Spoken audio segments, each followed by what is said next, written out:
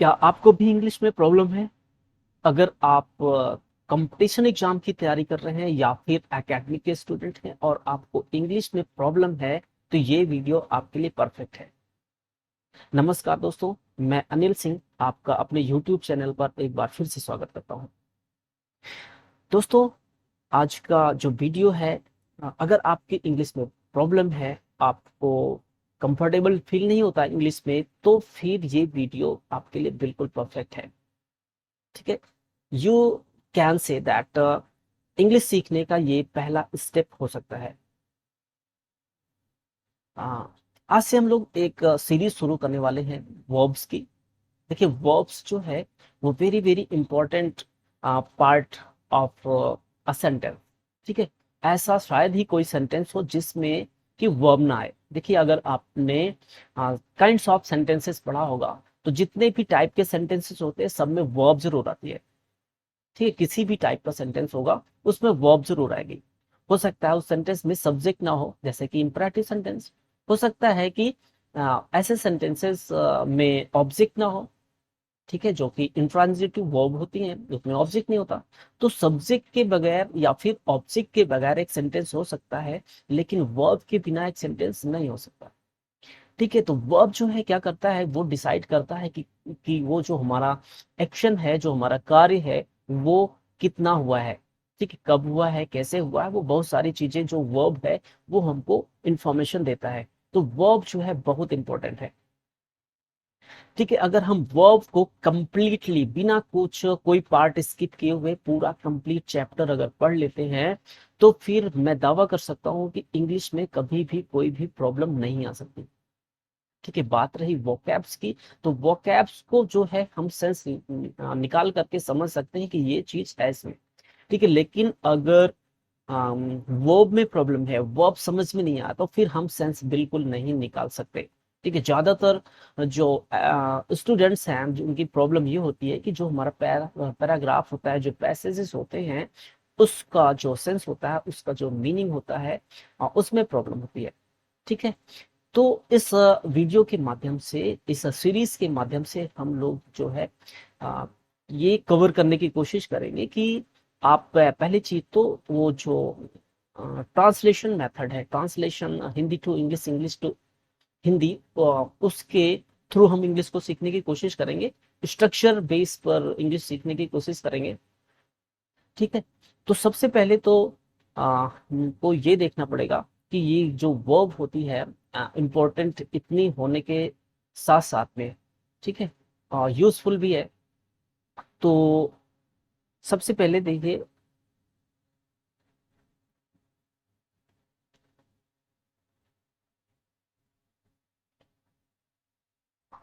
Verb को पढ़ने से पहले सबसे पहले जान लेते हैं कि ये जो वर्ब है ना, ये होती क्या है। Okay, a verb is a word that denotes in action, existence and feeling. अगर हम ये कह के छोड़ दें कि किसी कार्य के बारे में, वर्ब किसी कार्य के बारे में बताता है, तो फिर ये पर्याप्त नहीं होगा। ठीक है, बहुत लोग बस ऐसे बोल देते हैं कि जो वर्ब होती है वो एक्शन को डिनोट करती है। ठीक है, कार्य के बारे में बताती है, नहीं, कार्य के साथ साथ में एग्जिस्टेंस को भी बताती है, उसके अस्तित्व को बताती है कि ये चीज यहाँ पे पहले था। ठीक है, एग्जिस्टेंस को बताती है, वहां पे ये चीज है, आज भी है। ठीक है, दिल्ली में कुतुब मीनार है, एग्जिस्टेंस को बताती है ना। Ashoka was a great emperor, Ashoka एक ग्रेट एम्परर थे, एक महान सम्राट थे। तो अस्तित्व को बता रहे ना, किसी सब्जेक्ट के अस्तित्व को बता रहा है कि ये चीज था, ये चीज है। ओके, तो एक्शन के साथ साथ एग्जिस्टेंस को बताता है, एग्जिस्टेंस के साथ साथ फीलिंग को भी बताता है। ठीक है, आप बहुत स्मार्ट लग रहे हो, यहाँ पर कोई कार्य थोड़ी हो रहा है, आप अच्छे लग रहे हो, सुंदर लग रहे हो।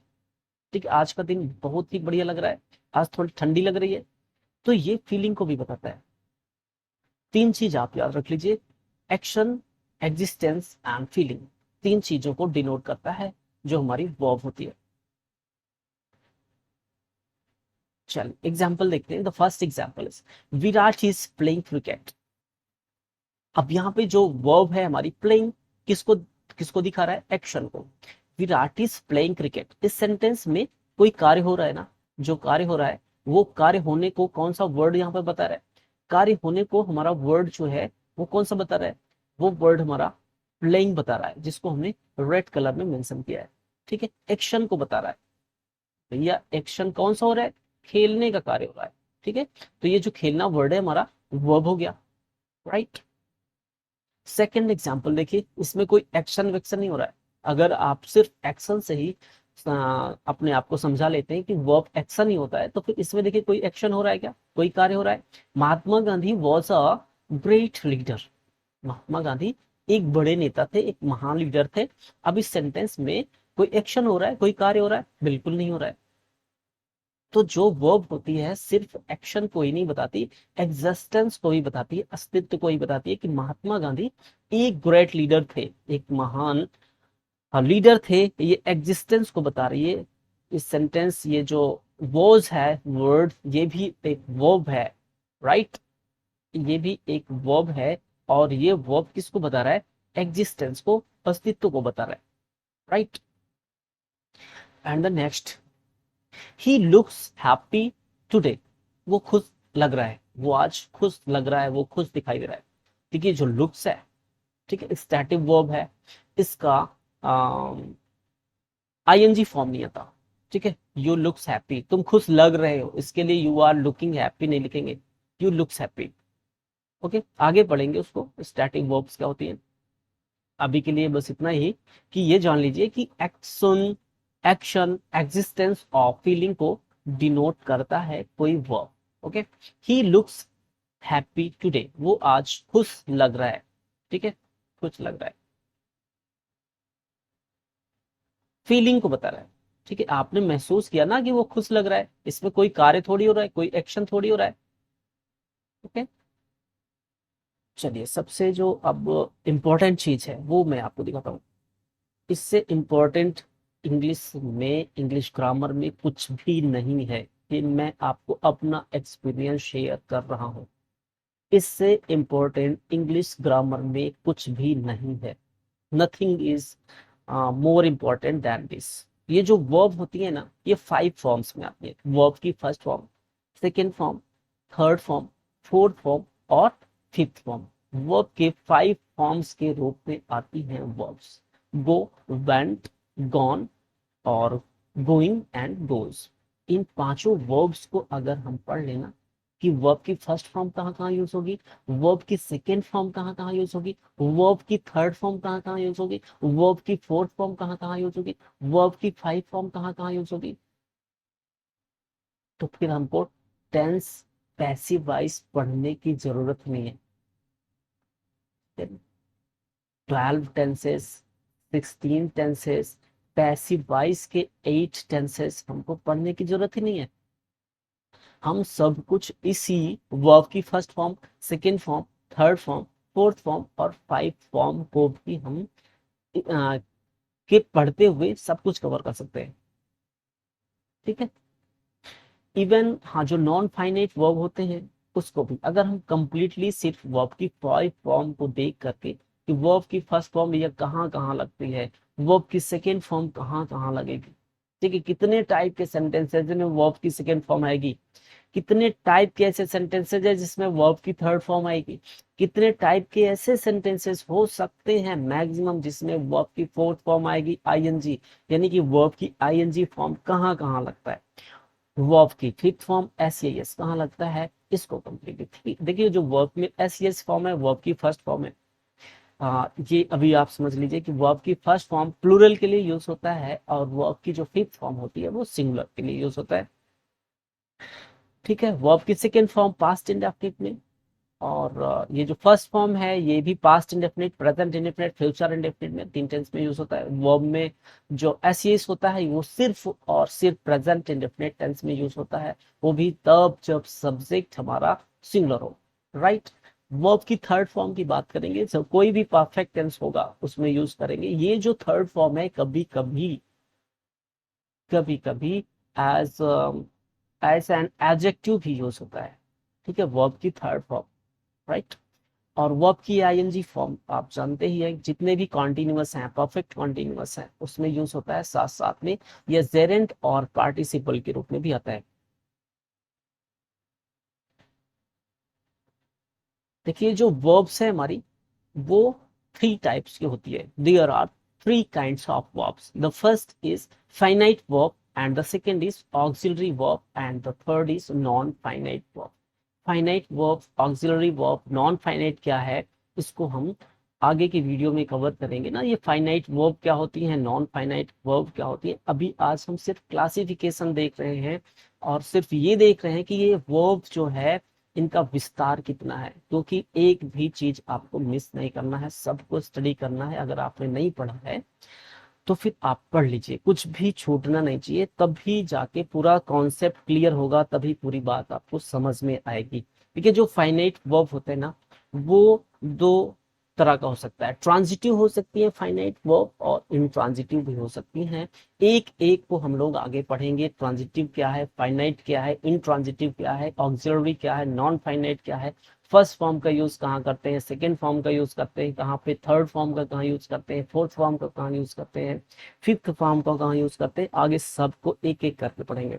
ठीक है जी। जो फाइनाइट वर्ब है ट्रांजिटिव हो सकती है और इनट्रांजिटिव भी हो सकती है। साथ साथ रेगुलर वर्ब और इरेगुलर वर्ब भी हो सकती हैं। जितनी भी हमारी फाइनाइट वर्ब होती हैं वो रेगुलर हो सकती हैं, इरेगुलर हो सकती हैं, और ट्रांजिटिव हो सकती हैं, इनट्रांजिटिव हो सकती है। ये जो वर्ब की 5 फॉर्म है, या ये सारी फाइनाइट वर्ब्स जो हैं, इनके 5 फॉर्म होते हैं। ये जो ऑक्सिलरी वर्ब होती हैं, इनके भी 5 फॉर्म हो सकते हैं। ये जो नॉन फाइनाइट है, इनके भी हो सकते हैं। नॉन फाइनाइट के तो 5 फॉर्म नहीं हो सकते हैं, उसको हम लोग देखेंगे।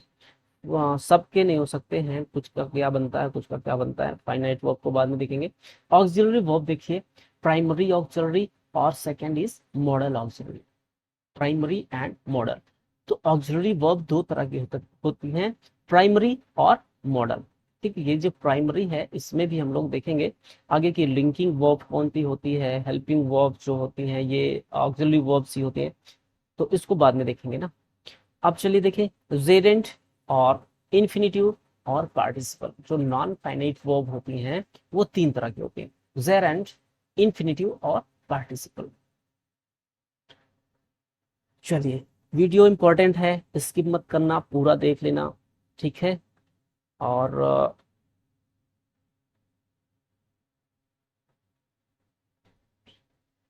चलिए, जो प्राइमरी ऑक्सिलरी है ये कितने तरह की होती है। The first is be, and the second is have, and the third is do.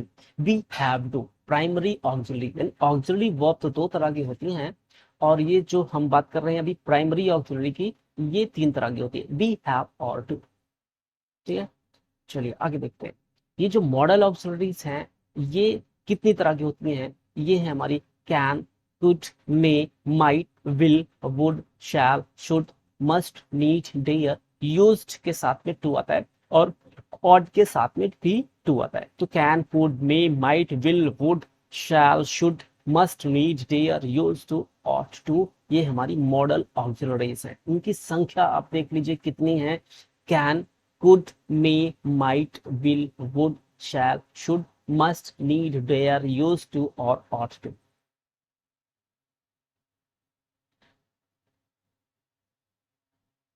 चलिए अब तो देखिए, जो जेरेंट है और ये जो इन्फिनिटिव है, इसके भी इन्फिनिटिव को जब हम डिटेल में पढ़ेंगे, जेरेंट को डिटेल में पढ़ेंगे, तब उसको पढ़ेंगे। अभी के लिए बस इतना छोड़ देते हैं। पार्टिसिपल के 3 प्रकार हैं, प्रेजेंट पार्टिसिपल और पास्ट पार्टिसिपल और परफेक्ट पार्टिसिपल। पार्टिसिपल के 3 प्रकार हैं। ठीक है, प्रेजेंट पार्टिसिपल, पास्ट पार्टिसिपल और परफेक्ट पार्टिसिपल। जितने भी चीजें आप यहाँ पर देख रहे हैं, इसको आपको सबको कवर करना चाहिए, सबको पढ़ना चाहिए, सबके बारे में आपको पता होना चाहिए। तब आप जो है वो अच्छे ढंग से सेंस निकाल पाएंगे, मीनिंग ढंग से निकाल पाएंगे। राइट। सिर्फ वर्ड मीनिंग आने से आप सेंस नहीं गेस कर सकते, उसका बढ़िया से मीनिंग नहीं निकाल सकते, उसको आप ट्रांसलेशन अच्छे ढंग से नहीं कर सकते जब तक आपको कंप्लीट कॉन्सेप्ट की जानकारी नहीं। ठीक है। देखिए जो बी होता है ना, ये बी जो होता है, इसमें क्या आता है, is, am, are, was, verb, ये बी के फॉर्म है, इज, एम, आर और वॉज, वर्ब। जो हैव होता है, हैव के तीन फॉर्म होते हैं, हैज, हैव और हैड। ठीक है, डू के तीन फॉर्म होते हैं, डज, डू और डिड। तो ये हमारा जो क्लासिफिकेशन ऑफ वर्ब है, इसको आप जो है बिल्कुल विस्तार से, चाहे एक महीना ले ले टाइम, लेकिन बिल्कुल विस्तार से पढ़ डालिए। ठीक है, ये बहुत ही बढ़िया इसमें आपको मिल जाएगा, इसमें सारी चीजें मिल जाएंगी। ठीक है, बिना सारा कवर किए हुए आप जो है सीख नहीं सकते इंग्लिश। ओके, तो आज का जो हमारी क्लास है, ये इंट्रोडक्टरी क्लास है, इंट्रोडक्शन क्लास है, बस आज के लिए इतना ही। और आगे से हम लोग जो है वो स्टार्ट करेंगे सीखना, ये जानना सीखेंगे, ये जानना शुरू करेंगे। सबसे पहला जो यहाँ से स्टार्ट करते हैं। ठीक है, पहला तो वीडियो में हम लोग बस ये देखेंगे फाइनाइट वर्ब, ऑक्सिलरी वर्ब और नॉन फाइनाइट वर्ब्स क्या होती हैं। उसके बाद फिर हम ये जो येलो वाली स्ट्रिप्स हैं, इसको कवर करेंगे कि ट्रांजिटिव वर्ब्स, रेगुलर वर्ब्स, ये सब क्या होती है, first form, second form, third form, fourth form. ये देखिए बहुत बढ़िया से अगर इसको पढ़ लिया जाए ना, तो भाई साहब बता रहा हूँ कि ये बहुत ही बढ़िया जानकारी निकल कर आएगी कि कितने टाइप के ऐसे सेंटेंसेस हैं, कितने टाइप के ऐसे कौन कौन से कंडीशंस होती हैं जहाँ फर्स्ट फॉर्म यूज होती है। ठीक है, वर्ब का सारा फर्स्ट फॉर्म का कॉन्सेप्ट पढ़ लीजिए, सेकंड फॉर्म का, थर्ड फॉर्म का, फोर्थ फॉर्म का, फाइव फॉर्म का, बिल्कुल कंप्लीट हो जाएगा। ठीक है, तो प्राइमरी ऑक्सिलरी, मॉडल ऑक्सिलरीज को कवर करेंगे, फिर जेरेंड इन्फिनेटिव पार्टिसिपल को। ठीक है, तो आज के लिए बस इतना ही, मिलते हैं नेक्स्ट वीडियो में। Thanks for watching.